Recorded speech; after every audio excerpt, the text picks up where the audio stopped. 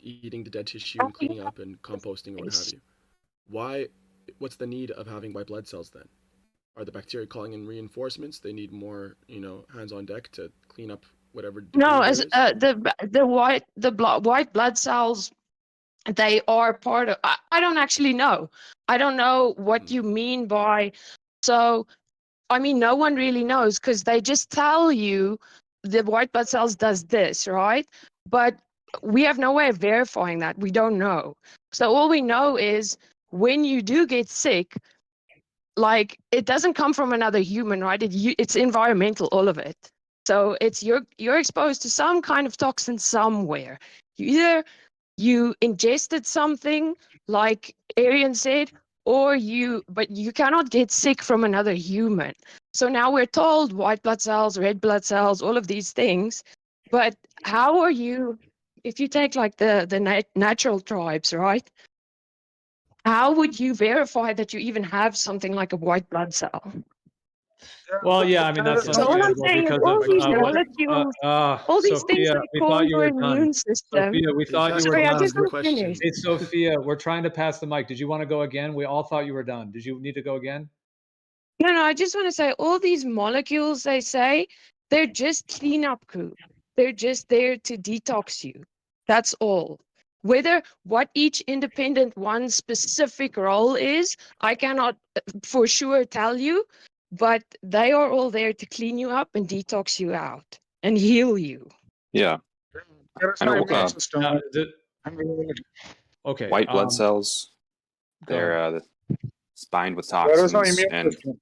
when you have acne, the pus, the white pus, is white blood cells, and it's binding with toxins to be removed from the skin. That's one role. So, Sophia, one of the things I would say that really does not fit with my experience that you said in terms of my life, I have had many, many times in my life that I have gotten some kind of sick. Well, I mean, I've probably gotten sick much less than average people, quite a bit less. So I'm not saying I've been sick a ton of times. However, back when I was younger, teenage years, high school years, my immune system was not as strong just because of, I think certain foods I was eating were not ideal for me and things like that. Anyway, so I mean, I've had, colds and things. I never really had like a flu, like what people call the flu. I never even had one my whole life. And I'm like, until 2018 was the first time I ever had one of what they call the flu. And it was like a thing that, it was pretty heavy. So it definitely is in one of those categories. But anyways, I've had many times though of like in college, for example, living with people, and it's like one of the persons, like maybe a roommate or something, will get sick. It'll have a specific type of a cough, specific type of sneeze, whatever it may be, more sore throat, more dry throat, whatever, all those different kinds. Some of these coughs like have phlegm, some of them don't. Anyway, so like this, another person would have that either in my living condition or work condition, wherever it might be. And then I would then come down with that thing. And it clearly was the same thing they had in terms of the symptomology of it and so on. And I think many other people have experienced that as well, like when multiple people in a household and so on. So I'm just saying that what you said does not fit with my lived experience. It definitely seems like I have gotten things from other people. Can I say something to But at the that? same time, wait a minute. But at the same time, you did not get those symptoms because of some bacteria. You cannot prove it. Just because you got sick doesn't mean that it's the bacteria or the virus that is responsible for it. It could be environmental toxin. It could be anything, any kind of toxin. So yeah, that's so for I don't think example, the whole toxins, they don't work that way, dude. The toxins doesn't work that way. I mean, there's all kinds of toxins. Are you still talking, Tyler? We got to go one at a time, man. When you're done, you got to pass the mic, because otherwise, if you need to go again, you can go again. But I mean, okay, were you done? Okay, I'm just saying that, okay, let me just say this. The example that you gave about, the Taco Bell example in which the guy went to the toilet and, didn't wash his hands or something. Yeah, again, that is not due to bacteria. That is because of toxication. Any kind of toxication, like electromagnetic radiation is another kind of toxin that is everywhere. EMF. There are so many kinds of toxins that are responsible for causing disease. It's not actually bacteria. Bacteria is everywhere, and you don't get sick because of it. It only detoxifies. Why is there a lot Hey, of can I bacteria go? in a Well, I point- think the place of Sophia was trying to inflammation? respond as well. Either way. Why is there a lot Have you heard bacteria of in the place of okay, go ahead. inflammation? No, I was just basically going to say, who just said about there are so many toxins? That's the thing, right? So you cannot categorically say that you were not exposed to the same thing as whoever else in your house, right? And then there is one category of thing that can make you sick. I know it's going to sound weird and you've maybe never heard of this, but one of the things that can make a human sick is delusion. So there's a reason why with this whole pandemic thing, they kept telling people, you're going to get sick, you're going to get sick, you're going to get sick. We are raised with the thing, if you, it's sort of a mental thing, right? So if Yeah, you belief. think you're going to get sick, you actually can get sick. There have been experiments, I'll have to look for them if you want them, but there have been experiments where they gave people placebos and told them it's, for instance, arsenic, or I can't remember the exact chemical, but they'll give them a placebo, then tell them, oh, it's arsenic or it's lead or it's something, and the people get sick. They get symptoms. So we have mental capacity to make ourselves sick as well.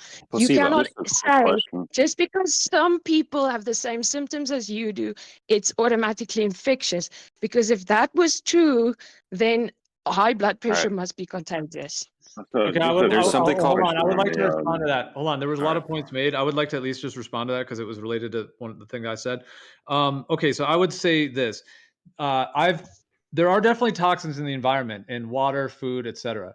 But in general, if somebody has kept the basic, similar patterns to their life, like similar workplace, similar diet, similar water, etc., I don't think that explains like the level of certain illnesses that people get, like when they have like I said, these coughs that like linger for weeks and so on, or these certain kinds, the phlegm and all of that, and the different things that you get, and also like the body aching and these different kind of symptoms that don't seem to be from any type of acute poisoning. Like it's not like they both started drinking a toxic type of water or something. So I mean, relatively, doesn't have to be their acute. general toxin load would be relatively the same. And I don't think that that would explain. Now, if they both started being poisoned by something, like they were both poisoned by some extreme heavy metal or some lead in the water, then yeah, of course they could both be sick from that. But I'm just saying, I don't think that the explanation of what we go through when people get, I mean, like pneumonia, where the lungs fill with fluid, people can hardly breathe. I mean, that's a very, very serious thing going on. That's not just caused by like a little bit of heavy metals or a little bit of Monsanto, whatever, pesticides. Like those are like very serious conditions that can even kill you. So there's a very unique thing that's going on there. Yeah, can I ask Exposure. just a quick question real It quick has to though? be. EMF is one of them. EMF could also can cause disease. Strong, they are actually very dangerous. And it's everywhere. Just a quick question for you specifically, Tyler. Um, so I've been to 37 countries around the world. But when I say this in context, it's mostly specific to the Middle East, right? And whenever we go over there, like it's a running joke, right? You got to eat the food once, you're going to get the shits, and then you're good. So with Yeah, that's your from the water, though, right? That's because of bacteria, different things in the waters, amoeba. well, yeah, I mean, we call it the food. I mean, usually it's when you eat shawarma or some other shit. You know what I mean? From the local market, you always get the shit every time.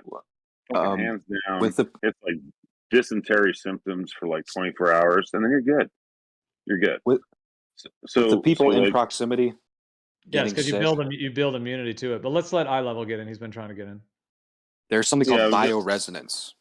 So there's things where people's electromagnetic fields interact with each other, and these detoxifications can sync up. Just like how people talk about, like women's periods can sync up, but the detoxification cycle is affected by people's electromagnetic fields, and that's why these it's just a correlation, anyways. The claim that there's people in a house and one person gets sick, next day there's another person sick. The one person caused it. That's not actually proof. You're just correlating it. But there is an explanation, which would be the bioresonance. And the accumulation of toxins is constant. There's things poisoning you all the time. So it does actually make sense that you would go through these periods of detoxification. Even a cooked meat is carcinogenic. Even like everything people are eating is filled with toxins.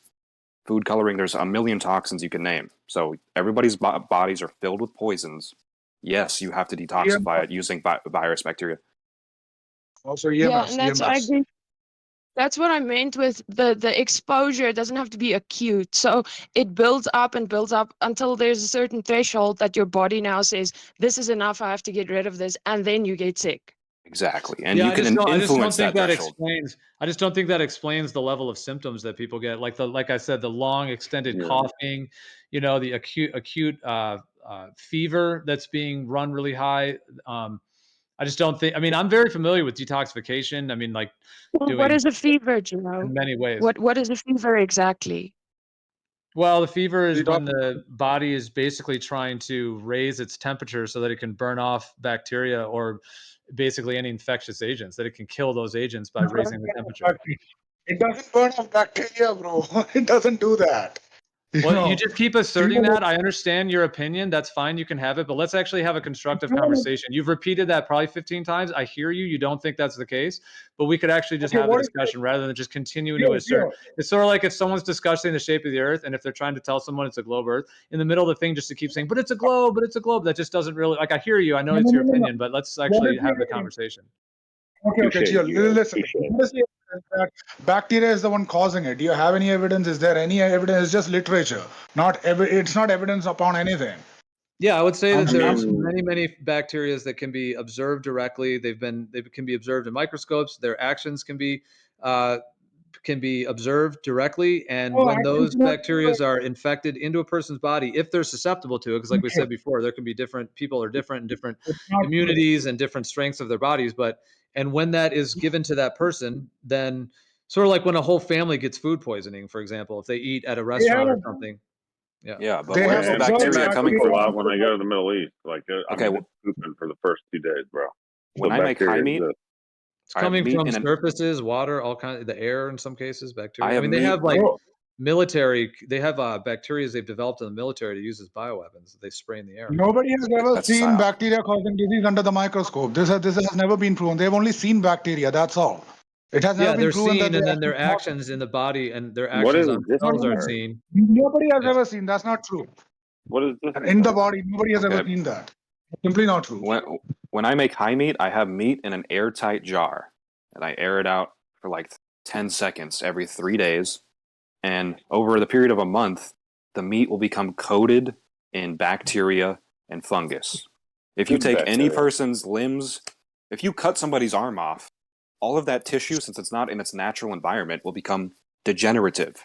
And it will just magically get infected every single time. Like there's magic bacteria that somehow is infecting degenerative tissue every single time. Where's Let it me coming ask you from? this. Well, I mean, So you're that's a eating whole good nother bacteria, topic. right? That's a whole nother topic. I mean, It's coming from the tissue. fermented meat. Well, yeah, I mean, I would say like that's a whole nother topic. Like if you have raw milk or fermented or meat, if it's from a really clean animal that is of really good health and you handle it very carefully and then you ferment that, yeah, that can be a powerhouse of probiotics and nutrients because it's naturally fermented in the natural way. So all the bacteria involved will be good bacteria. But if you were to infect that with something that is not of a positive nature, then yeah, I mean, it could Well, it it's Yeah, would so it would that's then be a like breeding ground for Jordanian bad hormone. bacteria. No, no, no. Yeah.